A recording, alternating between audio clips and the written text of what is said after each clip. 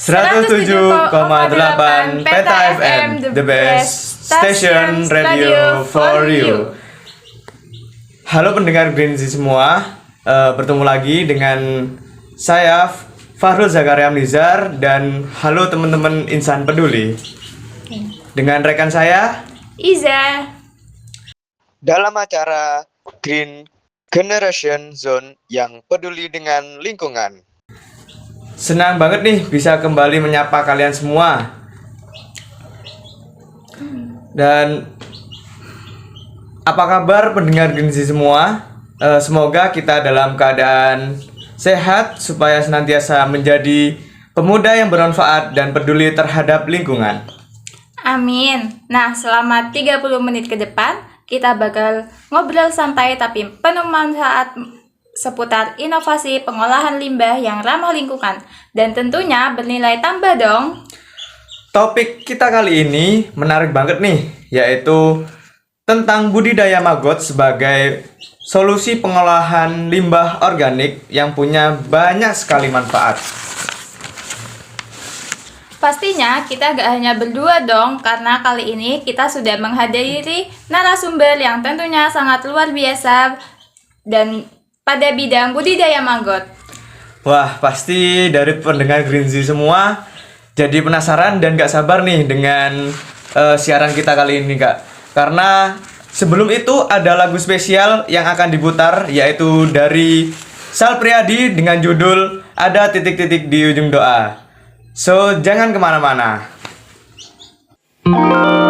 Ada titik-titik di ujung doa, doa keselamatan penutup malam yang harus diisi nama. Maka ku isi dengan namamu, nama lengkapmu, hurufnya ku hias berjuta warna. Sebisanya aku gambarkan juga bunga-bunga lengkap dengan kupu-kupu terbang di sekitarnya. Oh yeah. Aku mencoba gambarkan juga bentuk wajahmu, meski yang ku ingat matamu saja. Kalau jelek kamu jelas gak boleh marah-marah. Kapan terakhir bertemu, bahkan ku sudah lupa.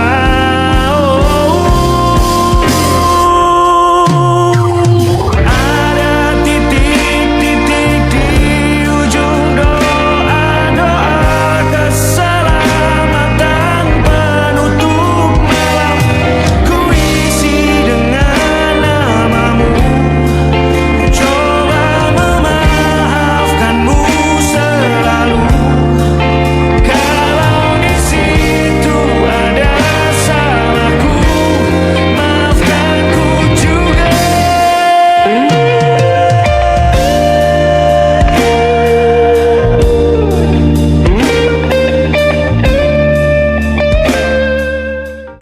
Wah, pasti pendengar Greenzy sangat terkesan nih dengan lagunya. Bagaimana pendengar Greenzy? Apakah lagunya sangat keren dan juga membangun semangat dari teman-teman pendengar Greenzy semua?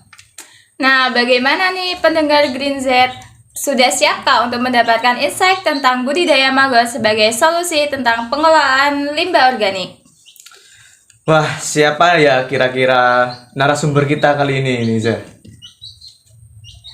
Wah, siapa ya kira-kira? Tanpa berlama lagi, silakan Ibu bisa memperkenalkan diri.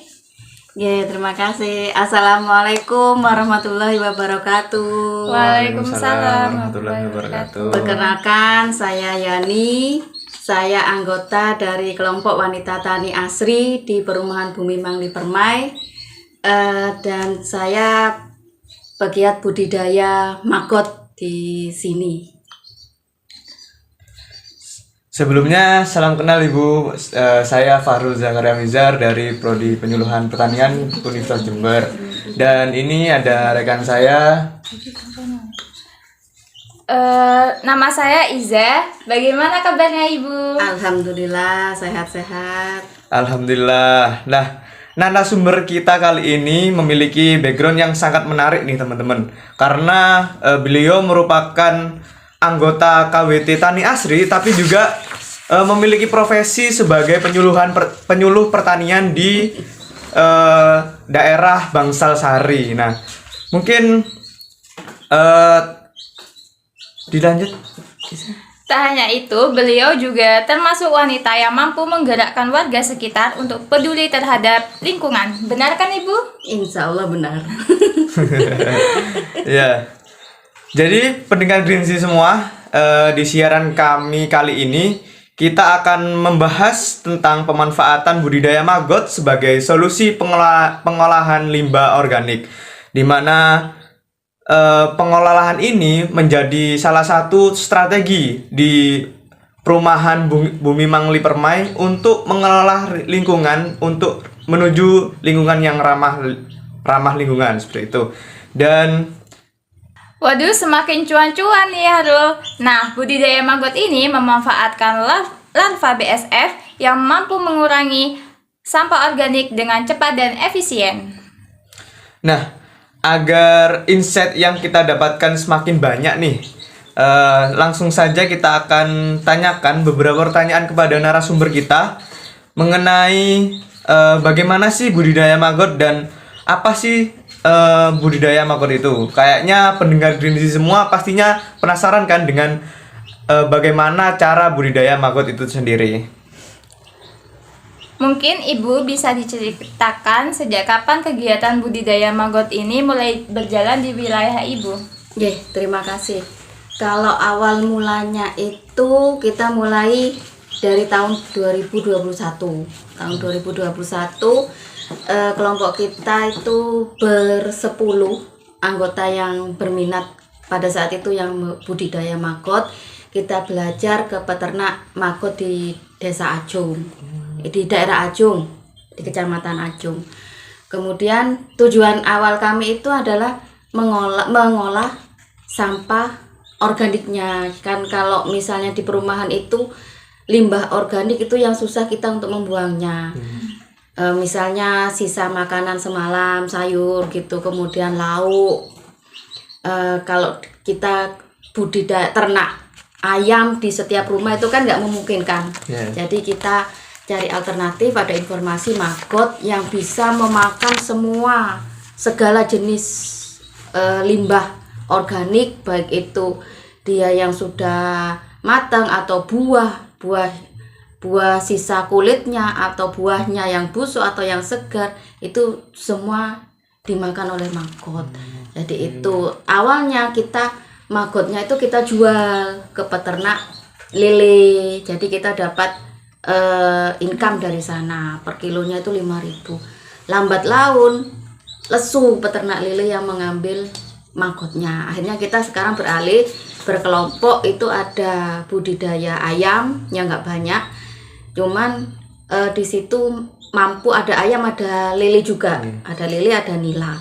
Di situ mampu kalau hanya skala rumah tangga. Yang kita butuhkan adalah maggot mengolah sampah organik kita. Maggot bukan tujuan utama sebenarnya, tapi maggot mengolah sampah sehingga mengurangi sampah organik di limbah rumah tangga di wilayah RT 1 ini khususnya. Gitu. Kalau boleh tahu dulu kunjungan lapangnya ke Ajung itu apakah ke kelompok wanita tani juga atau perusahaan Ibu? Bukan, ke kelompok tani, bapak-bapak. Oh, bapak-bapak. Nah, bapak-bapak di sana itu ternak maggot untuk diambil kasgotnya, bekas maggot, kotoran maggotnya untuk pupuk di sawah sama pupuk organik cairnya. Mereka sampai budidaya ke tahap serangga, panen telur juga. Kalau kita kan nggak sampai ke serangga, hanya di tahapan maggot saja. Karena kalau untuk ke serangga itu butuh tempat yang khusus, Tertutup nih. iya tertutup dan tempat yang khusus seperti itu, dan kita nggak mampu untuk ibu-ibu lah. Saya malas ribet gitu. Karena kalau maggot ditaruh lempar makanan itu kan sudah selesai, tapi kalau serangga ada perlakuan khususnya seperti itu. Kalau keterlibatan masyarakat sendiri itu apakah partisipasi masyarakat itu aktif atau bagaimana Ibu? Kalau di sini sekarang kan sisa 2 orang. Saya sama ketua bank sampahnya itu budidaya maggot. Nah, partisipasinya ibu-ibu itu biasanya kalau kelihatan ada bak maggot di tempat saya itu sekitar sini tuh sudah naruh sisa nasi, tantolkan di pagar. Itu saya sudah tahu itu bukan ngasih nasi buat saya, pasti buat maggot kalau dicantolkan di pagar seperti itu. Itu sama di ketua saya juga, di ketua bank sampahnya juga gitu. Malah kita sudah kerjasama sama pemulung. Nah, dia keliling kan, kadang orang-orang ada nasi sisa itu taruh di pagar gitu, diambil oleh dia dari RT yang lain, itu ditaruh di sana.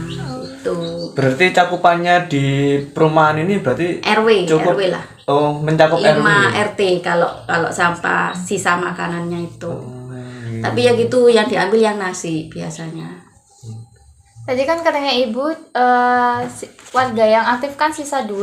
Nah itu kenapa kok hanya 2? Karena sekarang maggotnya itu enggak kita jual, tapi untuk kita pakankan ke ternak ayam lele yang ada di kita. Kalau punya saya itu saya kasihkan ke ternak ayam di rumah mertua gitu loh, di Desa Suci sana, seperti itu. Jadi mereka yang 8 ini kurang minat karena nggak bernilai cuan itu tadi. Tapi kalau saya berdua ini kan memang butuh untuk mengelola sampah ini, dan diputar sebenarnya itu bernilai cuannya diputar ke ayam, ke lele seperti itu. Untuk pakan gitu. Untuk pakan, mengganti mengurangi sentrat dan dedak. Kalau di ayam untuk dedak, mengurangi dedak. Kan budidaya maggot ini mulai dari 2021 nih Bu. Dan tantangan awalnya tuh apa, bukan kayak kalau kita ngelihat maggot gitu kan, kan ini iya. apa sih tantangan mengajak masyarakat untuk Jangankan sampai saya awalnya juga lihat di Ajung itu apa iso, karena gilo awal pertama itu gilo. Tapi saya terdorong memang butuh untuk ngolah limbah rumah tangga itu awalnya.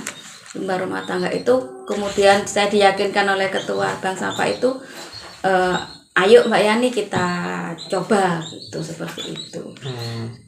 Dan karena menurunnya antusias untuk budidaya maggot itu sisa 2, akhirnya terus kita buat komposter itu untuk ngimbangi sampah-sampah yang lain yang nggak terserap oleh maggot kita, seperti itu. Kalau untuk cara pembuatan maggot sendiri, untuk alat dan bahannya itu kira-kira apa saja Ibu? Sebenarnya sederhana, cuma baknya itu bak bebas, pokoknya bak dia atasnya terbuka dan nggak ada yang bocor. Kemudian paling bahannya itu yang perlu disiapkan sedia dedak, karena sebenarnya nggak usah dedak, nggak apa-apa. Dedak itu hanya untuk mengurangi kalau dia berair. Kalau berair itu maggotnya naik ke atas. Tapi kalau petani Ajung itu seneng kalau berair. Dia airnya diambil, dipakai spon, kemudian diperas, nah itu POC, pupuk organik cair. Kalau saya nggak seneng karena itu menimbulkan bau. Jadi saya tambahi dedak. Hanya itu saja. Ya sama sampah-sampah itu supaya organik. Jadi telur itu taruh awal itu pakai nasinya dikasih air gitu biar agak lemes. Taruh di atasnya kan pakai tisu gitu, taruh di atasnya, sudah. Nanti setiap harinya sampingnya sini dikasih sampah sudah. Nanti dia netas, dia akan mencari makanan sendiri. Kalau sampah organiknya tuh Bu, apakah semua sampah itu mampu dimakan oleh magotnya itu? Mampu semua, asalkan dia tidak keras. Contohnya gini, misalnya ikan, tulangnya itu nggak hancur mas, itu daging, ya sisa kari tulangnya tinggal bersih gitu. Jagung tinggal bonggolnya seperti itu. Tapi kalau bonggol, misalnya jagung, bonggolnya kita mau menghancurkan, menjadikan ukuran yang kecil, itu ya habis sama maggot. Gitu. Berarti kalau berminyak gitu nggak apa-apa gitu? Kalau berminyak, saya kalau misalnya kuah, minyak itu saya buang. Oh. Disaring dulu, baru isinya yang saya masukkan. Soalnya kalau berair, magotnya naik. Bau itu gitu. Basah, Iya. karena basah. Kalau basah dia naik, cari tempat yang kering. Berarti sangat solutif sekali ya maggot ini buat mengatasi limbah organik itu. Iya, cepet. Hmm. Hitungan mengolah makanannya itu hitungan detik. Kalau cuma sedikit nasi segini itu dalam satu bak hitungan detik, paling 1 menit habis sudah. Dari hasil budidaya maggot sendiri apa bisa dijadikan produk? Kalau kalau yang diacung itu jadi maggot kering. Oh, oke. Maggot kering itu untuk pakan koi, ikan koi. Kalau dari maggotnya itu. Kalau dari kotoran maggotnya yang diacung itu di packing jadi pupuk kaskot itu. Itu apa peminatnya banyak? Yang apa maggot kering dan juga Iya, Kaskotnya kaskot. itu. jalan itu masih di sana. Kalau kaskot mereka di sekitarnya itu satu kelompok sudah pakai pupuknya itu. Tapi kalau di sini sendiri berarti hanya pengolahannya kayak cuma berbasis rumah tangga aja. Di rumah gitu. tangga ya, karena kita bukan petani sawah maksudnya gitu kan, nggak butuh. Ya pupuknya kaskotnya itu pupuknya untuk tanaman di polybag itu saja.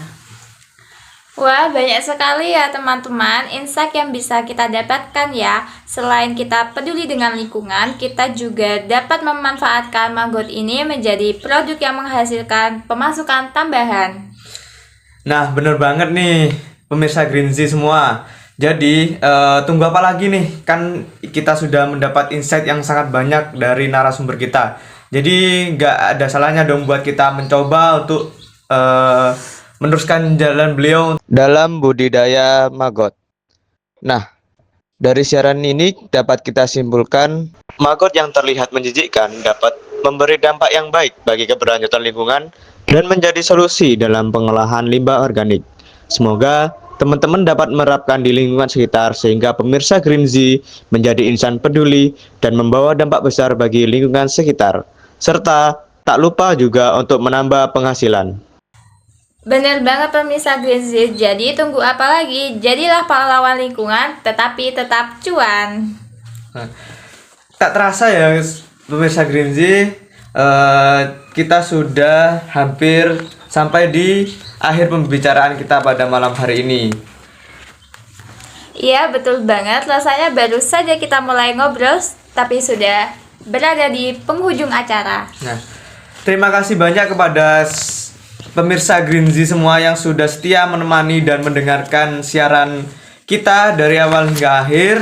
Dan kita ucapkan terima kasih juga kepada Bu Yani telah mau kita wawancarai. Sama-sama. Dan sangat inspiratif sekali terkait dengan budidaya maggot ini sebagai solusi pengolahan limbah sampah organik gitu ya.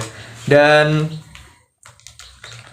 Dari obrolan kita tadi, semoga kita bisa menambah wawasan kita semua bahwa sampah organik ternyata bisa diolah menjadi sesuatu yang bermanfaat bagi lingkungan maupun pertanian. semoga informasi yang sudah dibagikan malam ini bisa menjadi inspirasi bagi masyarakat semua dan tentunya pemirsa Greenzy semua yang ada di siaran kita. Dan Kami juga mohon maaf apabila selama siaran berlangsung ada kata-kata yang kurang berkenan di hati Sobat Greenzy maupun narasumber. saya Fahrul Dan saya Iza.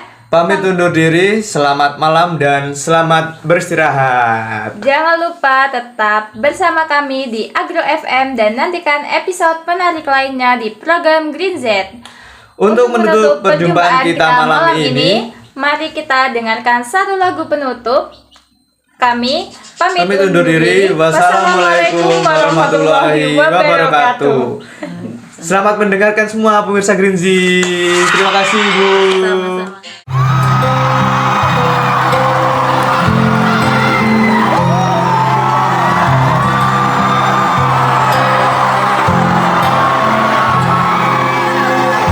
Tahun lalu berjuta alasanku,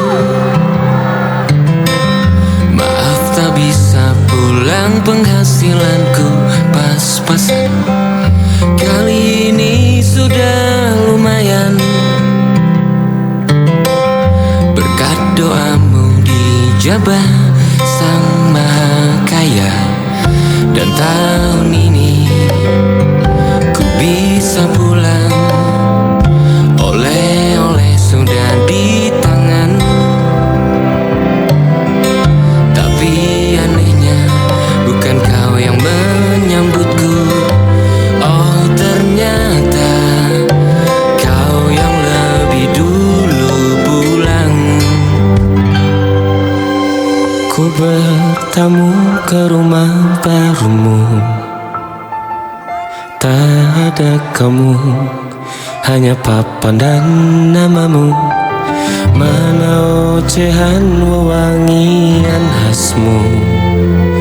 Jarak ini terlalu jauh, kalau rindu aku tak mampu. Soal ikhlas ternyata aku masih amati.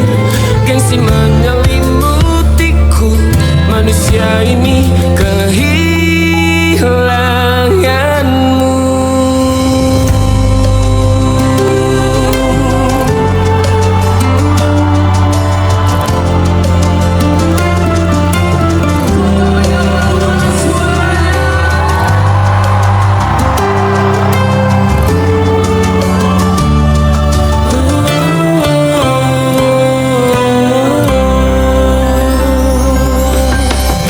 Sesi potret yang selalu ku benci, aneh rasanya kau tak di sini. Susunan barisannya tak sama lagi. Oh, 1, 2, 3, ini nyata kau telah pergi. Ku bertamu ke rumah barumu, tak ada kamu, hanya papan dan namamu. Mana ocehan wewangian khasmu. Jarak ini terlalu jauh, kalau rindu aku tak mampu. Hatiku tak sempat temani kamu. Harusnya kau bisikan kata ajaib ke telingamu. Soal ikhlas ternyata aku masih amati, masih sangat amati. Gengsi menyelimutiku, manusia ini